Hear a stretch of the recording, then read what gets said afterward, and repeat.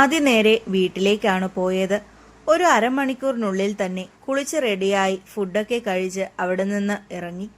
Class എടുക്കുമ്പോഴും അവന്റെ മനസ്സിൽ ജാൻവി ആയിരുന്നു. എല്ലാം കഴിഞ്ഞ് ബെല്ലടിച്ചിറങ്ങാൻ നേരം ആദി സിതാരയെ പുറത്തേക്ക് വിളിപ്പിച്ചു. സിതാര എല്ലാവരെയും ഒരു വിജയച്ചിരിയോടെ നോക്കി പുറത്തേക്ക് നടന്നു. ഞാൻ സിതാരയോട് ഒരു കാര്യം ചോദിക്കാനാണ് വിളിപ്പിച്ചത്. അവൾ അടുത്തെത്തിയതും ആദി പറഞ്ഞു. ചോദിച്ചോ സർ. സിതാര ഇന്നലെ ക്ലീനിങ് ഡ്യൂട്ടിയുടെ കാര്യം ജാൻവിയോട് പറഞ്ഞിരുന്നു. അവന്റെ ചോദ്യം കേട്ടതും അവളുടെ മുഖം വിളറി. എങ്കിലും അത് മറച്ചുവെക്കാൻ അവൾ പരമാവധി ശ്രമിച്ചു. ഞാൻ പറഞ്ഞിരുന്നു സർ. അവൾ വീണ്ടും അത് തന്നെ ആവർത്തിക്കുന്നത് കണ്ടതും അവനിൽ ഗൗരവമേറി. എനിക്ക് കള്ളം പറയുന്നത് തീരെ ഇഷ്ടമല്ല Sithara. Tell me the truth. അവന്റെ വാക്കുകളിൽ ദേഷ്യം നിറഞ്ഞു. അത് സർ, ഞാൻ മറന്നുപോയി. ഓക്കെ, പിന്നെ എന്തിനാണ് ഞാൻ ക്ലാസ്സിൽ ആ കാര്യം ചോദിച്ചപ്പോൾ കള്ളം പറഞ്ഞത്? And that too without any hesitation. Sorry sir. അവൾ അവന്റെ ദേഷ്യത്തോടെയുള്ള നോട്ടം നേരിടാനാവാതെ തല കുനിച്ചു. സിതാര ഇപ്പോൾ സോറി പറഞ്ഞതുകൊണ്ട് ഞാൻ ഇന്നലെ ജാൻവിയോട് ദേഷ്യപ്പെട്ടതിന് പരിഹാരമാകുമോ? അവന്റെ ചോദ്യത്തിന് സിതാരയുടെ പക്കൽ ഉത്തരമുണ്ടായിരുന്നില്ല.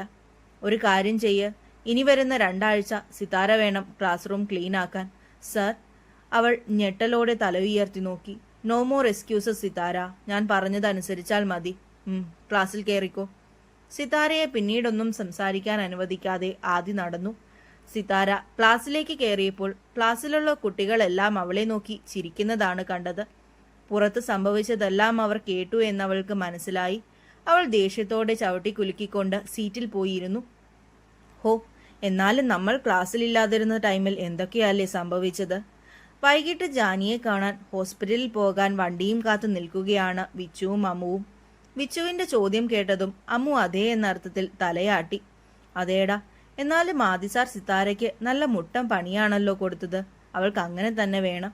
അമ്മു അത് പറഞ്ഞു നിർത്തിയതും അവർക്കരികിലേക്ക് ഒരു കാറ് വന്നു നിന്നു.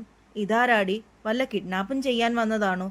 പോടാ, വെറുതെ മനുഷ്യനെ പേടിപ്പിക്കാതെ. കാറിന്റെ വിൻഡോ ഗ്ലാസ് താഴ്ന്നതും രണ്ടിലും ആശ്വാസത്തിന്റെ നെടുവീർപ്പുയർന്നു. ആദിസാറായിരുന്നു. വെറുതെ പേടിച്ചു. അല്ലടി, ഇങ്ങേരെന്തിനാ നമ്മുടെ മുന്നിൽ വണ്ടി നിർത്തിയേ? വിച്ചു അമ്മുവിനെ നോക്കി പതിഞ്ഞ ശബ്ദത്തിൽ ചോദിച്ചു. ആവോ, അവൾ ചുമൽ കൂച്ചി. നിങ്ങൾക്ക് രണ്ടിനും ഓപ്പോസിറ്റ് സൈഡിലേക്കല്ലേ പോകേണ്ടേ? പിന്നെ എന്തിനാ ഇവിടെ നിൽക്കുന്നേ? ആദി ചോദിച്ചതും രണ്ടും മുഖാമുഖം നോക്കി. അത് ഞങ്ങൾ ജാൻവിയെ കാണാൻ പോകുക. അവൾ പനി പിടിച്ച് ഹോസ്പിറ്റലിൽ അഡ്മിറ്റാണ്. വിച്ചുവാണ് മറുപടി നൽകിയത്. ഞാനും അങ്ങോട്ടേക്കാ. നിങ്ങൾ വരുന്നുണ്ടിൽ കയറ്. ആദി പറഞ്ഞു തീരേണ്ട താമസം രണ്ടും വണ്ടിയിൽ ചാടി കയറി.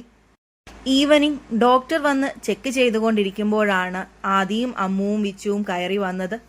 ഓക്കെ, ഇപ്പൊ വേറെ കുഴപ്പമൊന്നും കാണുന്നില്ല. പനിയും കുറവുണ്ട്. ഇന്ന് തന്നെ ഡിസ്ചാർജ് ചെയ്യാം. പിന്നെ ജാൻവി ഫുഡൊക്കെ കൃത്യമായി കഴിക്കണം. മെഡിസിനും കറക്റ്റ് ടൈമിൽ കഴിക്കണം. ബാക്കി ഡിസ്ചാർജിന്റെ ഫോർമാലിറ്റീസൊക്കെ നേഴ്സ് പറഞ്ഞു തരും. ആദിയും സുഭദ്രയും കൂടി നേഴ്സിന്റെ ഒപ്പം ഡിസ്ചാർജ് ചെയ്യാനുള്ള കാര്യങ്ങൾക്കായി പോയി. മീനുവും കേശവും എന്തോ അത്യാവശ്യത്തിന് വീട്ടിലേക്ക് പോയിരുന്നു. ഡോക്ടർ പോയതും അമ്മുവും വിച്ചുവും അവൾക്കരികിലേക്ക് ഓടി. എന്താടി പറ്റിയത്? നിന്നെ ഇന്ന് ബസ് സ്റ്റോപ്പിൽ കാണാത്തത് കൊണ്ട് നിന്നെ വിളിച്ചു നോക്കി. നിന്നെ കിട്ടാതായപ്പോൾ മുത്തശ്ശീനെ വിളിച്ച് അപ്പോഴാ കാര്യങ്ങളൊക്കെ അറിഞ്ഞ്. വിച്ചു അവളെ നോക്കി ദയനീയമായി ചോദിച്ചു. ജാനി ഇന്നലെ ക്ലാസ്സിൽ സംഭവിച്ച കാര്യങ്ങളൊക്കെ പറഞ്ഞു കൊടുത്തു. രണ്ടും കൂടെ കണ്ണും മിഴിച്ച് അവളെ നോക്കിക്കൊണ്ടിരുന്നു. ഞങ്ങൾ ഒരു ദിവസം ലീവായപ്പോൾ ഇത്രയൊക്കെ സംഭവിച്ചോ? അമ്മു പറഞ്ഞതും ജാനിയെ നോക്കി ഒന്ന് പുഞ്ചിരിച്ചതേയുള്ളൂ. നിങ്ങൾ എങ്ങനെയാ സാറിൻ്റെ ഒപ്പം വന്നേ? ജാനി അവളുടെ ഉള്ളിലെ സംശയം അവരോട് ചോദിച്ചു.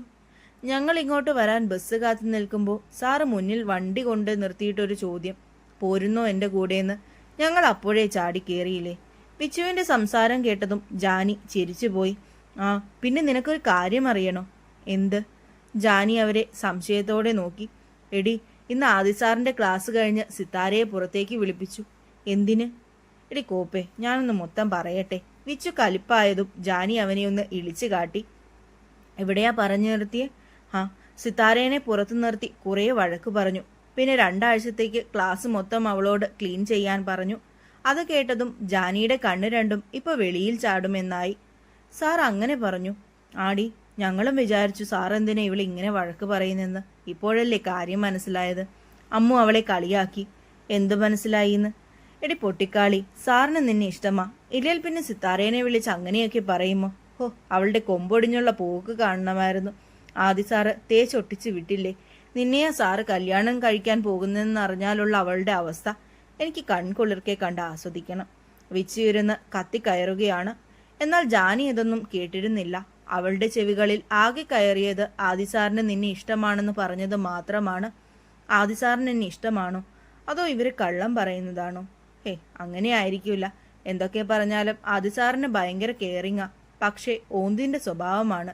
എപ്പോഴാ എന്നെ വഴക്ക് പറയുക എന്ന് അങ്ങേർക്ക് തന്നെ നിശ്ചയമില്ല.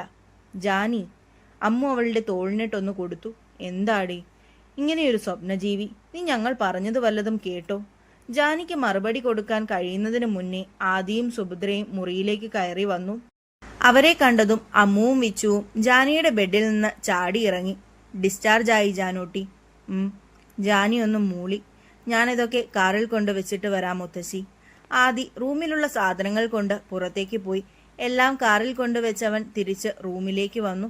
ഇറങ്ങാം, അവൻ ചോദിച്ചതും എല്ലാവരും തലയാട്ടി. പോകുന്ന വഴിക്ക് വിച്ചുവിനെയും അമ്മുവിനെയും അവരുടെ വീടുകളിൽ ഇറക്കിയിട്ടാണ് അവർ വീട്ടിലെത്തിയത്. ജാനിക്ക് ക്ഷീണമുള്ളതിനാൽ സുഭദ്ര ജാനിയെ സോഫയിലേക്ക് ഇരുത്തി. ഞാൻ ഇറങ്ങുവാട്ടോ, ചായ കുടിച്ചിട്ട് പോകാം മോനെ. പിന്നീട് ഒരിക്കലാകാം മുത്തശ്ശി, ഇന്നെനിക്ക് കുറച്ച് തിരക്കുണ്ട്. എന്തെങ്കിലും അത്യാവശ്യമുണ്ടെങ്കിൽ എന്നെ വിളിച്ചാൽ മതിയിട്ടോ. ആദ്യം അത് പറഞ്ഞതും സുഭദ്ര അവനെ പിന്നെ നിർബന്ധിക്കാൻ പോയില്ല. ശരി മോനെ. രാത്രി കട്ടിലിൽ കിടന്നുകൊണ്ട് ഫോൺ നോക്കുകയാണ് ജാനി. കുറേ നേരം ഇൻസ്റ്റ കണ്ടു മടുത്തപ്പോൾ അവൾ വെറുതെ വാട്സപ്പ് എടുത്ത് ആദിയുടെ പ്രൊഫൈൽ പിക്ക് തുറന്നു. ജീൻസും ബ്ലാക്ക് കളർ ഷർട്ടുമാണ് വേഷം. കാറിലേക്ക് ചാരി നിൽക്കുന്ന ഒരു ഫോട്ടോയാണ്. അവൾ വേഗം ഒരു സ്ക്രീൻഷോട്ട് എടുത്തു വെച്ചു. ഞാൻ എന്താണോ ഈ കാണിക്കുന്നേ? എന്നാലും എന്ത് ലുക്കാണ് സാറേ. അവൾ ആ ഫോട്ടോയിലൂടെ വിരലോടിച്ചു. അയ്യോ! അവളുടെ കൈ തട്ടി ആദിയുടെ നമ്പറിലേക്ക് കോൾ പോയതും അറിയാതൊന്ന് അലറിപ്പോയവൾ. ജാനി എങ്ങനെയൊക്കെയോ കോൾ കട്ട് ചെയ്തു. അവൾ ആശ്വാസത്തോടെ നെഞ്ചിൽ കൈവച്ചു. ഭാഗ്യം, ഞാൻ വിചാരിച്ചു കോൾ പോയിന്ന്. ജാനി ചിരിച്ചുകൊണ്ട് പറഞ്ഞു. എന്നാൽ ഫോണിലേക്കൊരു കോൾ വന്നതും അവളുടെ മുഖത്തെ ചിരി മാഞ്ഞു. ആദിയുടെ നമ്പർ കണ്ടപ്പോൾ ജാനിയുടെ കണ്ണു മിഴിഞ്ഞു. എന്റെ ദൈവമേ, ഞാനിനി എന്തു ചെയ്യും? കോൾ എടുക്കണോ? അവസാനം രണ്ടും കൽപ്പിച്ച് ജാനി കോൾ അറ്റൻഡ് ചെയ്തു. ഹലോ. ധൈര്യം സംഭരിച്ചു വെച്ചിരുന്നെങ്കിലും ആദി സംസാരിച്ചു തുടങ്ങിയപ്പോഴേക്കും അത് കാറ്റഴിച്ചുവിട്ട ബലൂൺ പോലെയായി. ഹലോ. ആദിയുടെ പൗരുഷമായ ശബ്ദം മറുപുറത്തു നിന്ന് കേട്ടതും അവൾക്കുള്ളിലൂടെ ഒരു വിറയൽ കടന്നുപോയി. Janvi, can you hear me? ജാനിയിൽ നിന്ന് മറുപടി ഏതുമില്ല എന്നറിഞ്ഞതും അവൻ പിന്നെയും വിളിച്ചു. അപ്പോഴാണ് അവൾ സ്വബോധത്തിലേക്ക് വന്നത്. ഹലോ. അവളുടെ വാക്കുകൾ മുറിഞ്ഞുപോയി. I think there is some range issues. Jani എന്നെ വിളിച്ചായിരുന്നോ? അവളുടെ ചോദ്യം കേട്ടതും അവളിൽ നിന്നൊരാളൽ പുറത്തേക്ക് വന്നു. ഇല്ല, അറിയാതെ കൈതട്ടി വന്നതാ. അവൾ കിടന്ന് പരുങ്ങി. അവനൊന്ന് അമർത്തി മൂളി. കുറച്ചുനേരം രണ്ടുപേരും ഒന്നും മിണ്ടിയില്ല. ഇപ്പൊ എങ്ങനെയുണ്ട്? പനിയും ക്ഷീണവും കുറവുണ്ടോ? അവസാനം ആദ്യം തന്നെ സംസാരിച്ചു തുടങ്ങി. ഫുഡ് കഴിച്ചോ? മെഡിസിൻ കഴിച്ചോ? അവളുടെ മൂളലുകൾ കേട്ട് അവന് ചിരി വരുന്നുണ്ടായിരുന്നു. ആദ്യമായിട്ട് ഫോണിൽ സംസാരിക്കുന്നതിന്റെ പരിഭ്രമമാണ് അവൾക്കെന്ന് ആദിക്ക് മനസ്സിലായി. Don't you have anything to ask me? What? എന്താ? സത്യം പറഞ്ഞാൽ അവൻ എന്താണ് പറഞ്ഞതെന്ന് ജാനി ശരിക്കും കേട്ടില്ലായിരുന്നു. അവളുടെ ചോദ്യത്തിന് ഒരു ചിരിയാണ് ഉത്തരമായി കിട്ടിയത്. എന്തിനാ ചിരിക്കുന്നേ? Hey, nothing. Can I ask you something Janhvi?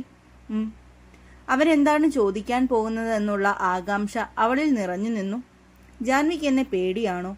ആദിയുടെ ചോദ്യം കേട്ടതും അവളുടെ കണ്ണൊന്ന് മിഴിഞ്ഞു. സാറിനിതെങ്ങനെ മനസ്സിലായി? അവളുടെ കണ്ണുകൾ ഫോണിൽ തന്നെ തറഞ്ഞു നിന്നു. ഞാൻ ചോദിച്ചതിന് ഉത്തരം കിട്ടിയില്ല. അല്ല, അവൾ ചാടിക്കയറി പറഞ്ഞു. പിന്നെന്തിനാ ജാൻവി എന്നോട് സംസാരിക്കുമ്പോൾ ഇങ്ങനെ കിടന്ന് വിൽക്കുന്നത്? അറിയാണ്ട് വിക്കിപ്പോകുന്നതാ. അവൾ കളിയാക്കിയതാണെന്ന് മനസ്സിലായതും അവളുടെ ചുണ്ടുകൾ പരിഭവത്താൽ കൂർത്തു. അവന്റെ ചിരി കുറച്ച് ഉച്ചത്തിലായി. എന്നെ കളിയാക്കുവാണോ? ഹേയ്, അല്ല. എന്തേ, ഞാൻ കളിയാക്കിയതായി തോന്നിയോ? നാളെ കോളേജിൽ വരുന്നുണ്ടോ? വിഷയം മാറ്റാൻ എന്നോണം ആദി ചോദിച്ചു. എന്നാ കിടന്നു. സമയം 11 അപ്പോഴാണ് ജാനിയും ടൈം ശ്രദ്ധിക്കുന്നത്. Good night Janvi. Good night. അതും പറഞ്ഞവൾ കോൾ കട്ടാക്കി. രക്ഷപ്പെട്ടു. എന്നാലും ആദി സാർ എങ്ങനെയൊക്കെ സംസാരിക്കുന്നത്? എന്നെ കളിയാക്കിയത് തന്നെയാ. അല്ലേലും സാറിനോട് സംസാരിക്കുമ്പോൾ ഉള്ള ധൈര്യമെല്ലാം ഏതു വഴിയാ പോകുന്നതെന്ന് തമ്പുരാനും അറിയാം. ഫോണിൽ കൂടെ കേൾക്കാൻ എന്ത് രസമാ സാറിന്റെ സൗണ്ട്. അതോർത്തതും അവൾ നാണത്താൽ പൂത്തു. Control Jani, control. അതും പറഞ്ഞവൾ തലയിലൂടെ പുതപ്പെടുത്തു മൂടി.